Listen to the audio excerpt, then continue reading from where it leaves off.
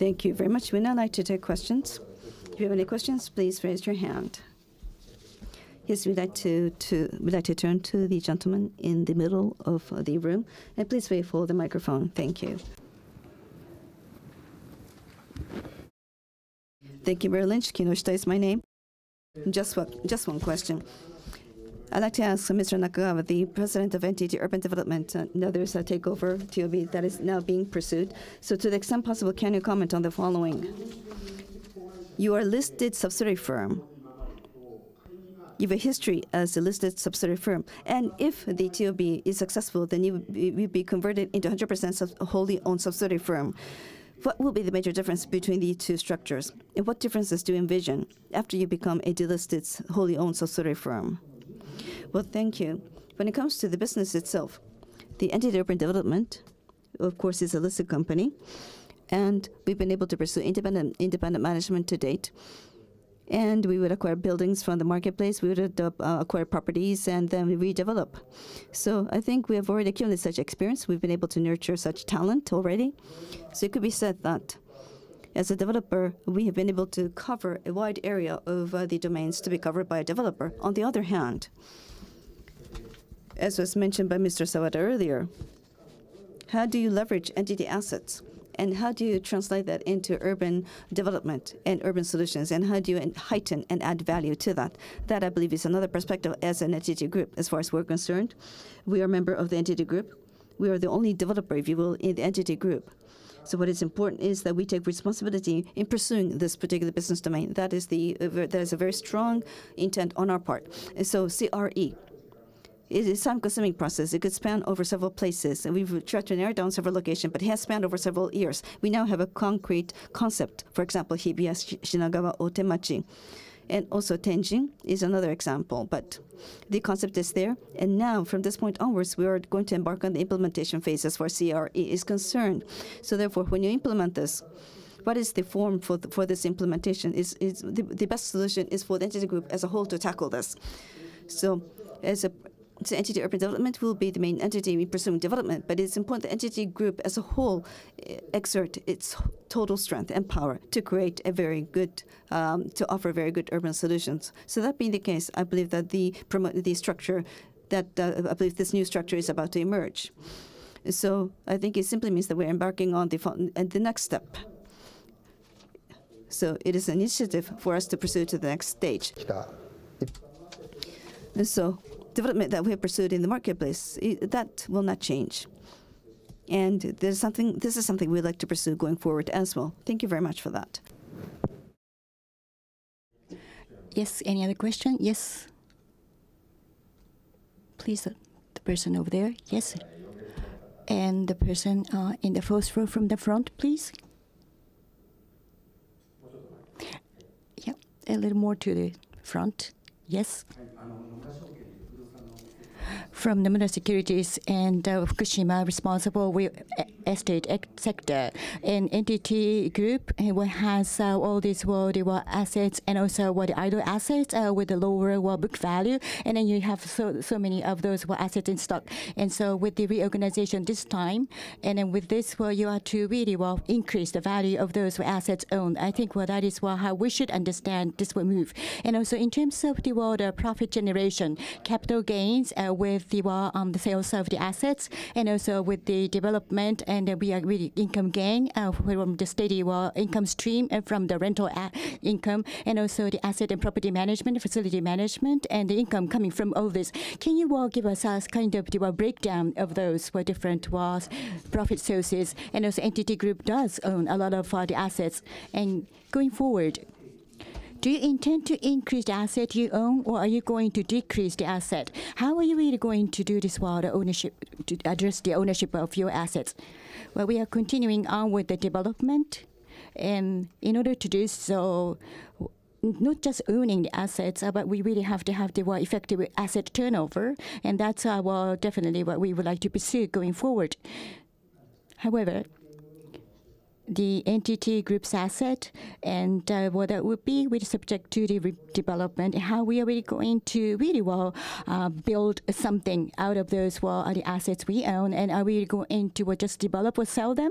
And then it depends on each individual cases. Shinagawa and Hibiya and Otemachi, all these are different from one place to another, and these are almost all of them are major scale projects, and so depending on the project, we would have the very serious discussion and to determine which way would be the best. And also, we do not have any specific idea as to the scale of the assets we are going to own several years down the road. And in terms of the operating companies, we would like to really come up with some concrete ideas as the operating company is being established. And so that's how we would like to really address. I just wonder if I have answered to a question. And in Hibiya's and the Shinagawa and Otemachi in urban centers, basically are really going to continue to own these assets, but in the regional communities, some of the company-owned the housings are really going to sell some of them to the individual or the funds. And I think that was a policy you have adopted to date. And depending on the regional community, projects, the nature would be different. But compared to the existing policy, am I right to assume that there's no major change? And what are we really going to develop and build? That's more important. And so we are to really come up with the optimum idea which would be fit to a certain given local community. And then, that would determine how we should be addressing the asset ownership. And then it takes time, indeed, to execute all these. And I think we are really we have no other choice but to spend time and to really determine what would be the optimal way of really making use of such assets. Thank you. Thank you. Next question. If there's any question, please raise your hand. Yes, we'd like to go to the gentleman toward the right-hand side of the room, please. Thank you very much. I'm with Goldman Sachs. Matsuhashi is my name. I have two questions. My first question, having heard your presentation, it seems like that it's an extension of the conventional type of business operation, but then by delisting, it could be said that you'll be able to work on a more stable schedule over the long term. And not pursue long-term stable schedule, but try to have an early, if you try to turn over assets in a more shorter cycle, if you will. Is that what you have in mind? Or would that be an inappropriate thinking? To the extent possible, can you share with us what you intend to do after you delist? That's my first question. And my second question, when you take a look at the capital market, depending on the technology, for example, it could be that the first mover gains maybe 60%, 70% of the marketplace. Such companies, such businesses are valued very highly in the marketplace. Now, your business, we understand that the nature of the business that you're involved in is not conducive to that type of an evaluation. But having said that, and I might be really totally off the mark here, but an outlier, a maverick company could emerge and could receive a very enormously high valuation. So what I wanted to ask is that, depending on the technology in question, could it be said that your businesses could potentially change significantly? And what is necessary for you to lead in a transforming marketplace? I would like to address this question to the both of you. Thank you. Then I'd like to respond to your first question, if I may.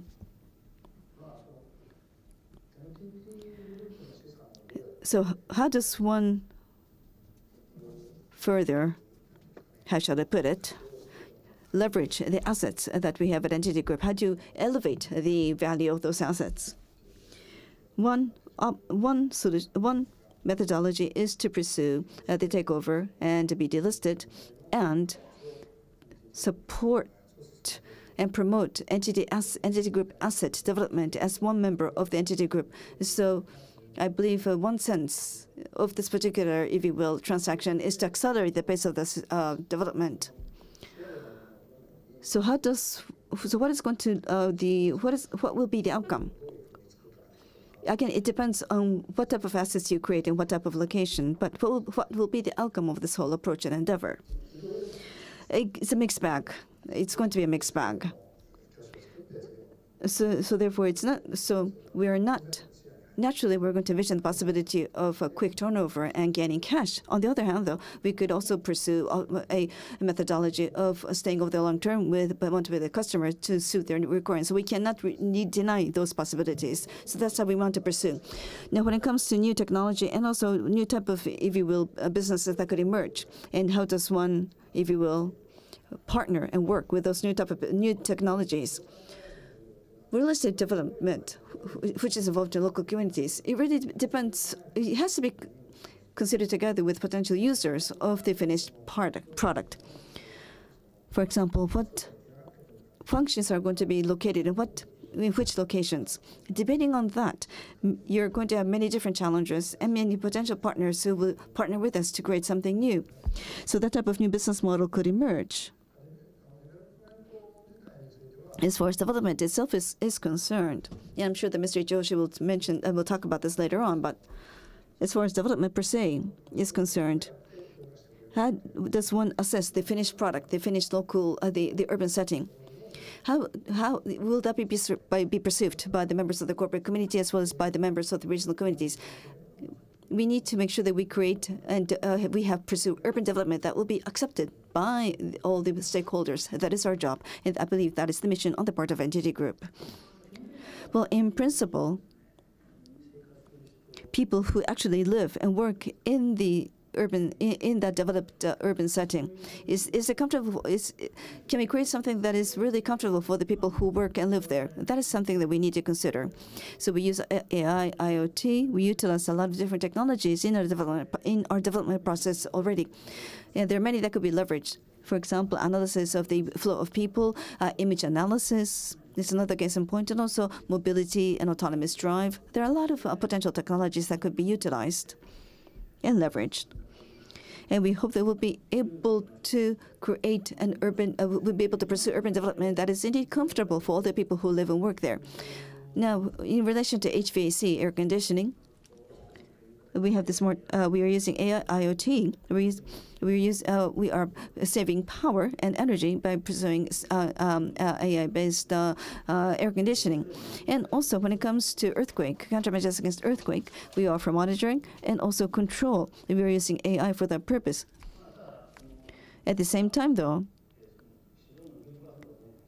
you talked about a player with potentially market share of 60%. Such dominant technology does not yet exist. It could emerge going forward. And depending on the localities, depending on the communities, the goals may be different. So different types of technology will probably utilize for different settings. So that's something that we need to give consideration to going forward by having discussions with the members of the local communities. Thank you.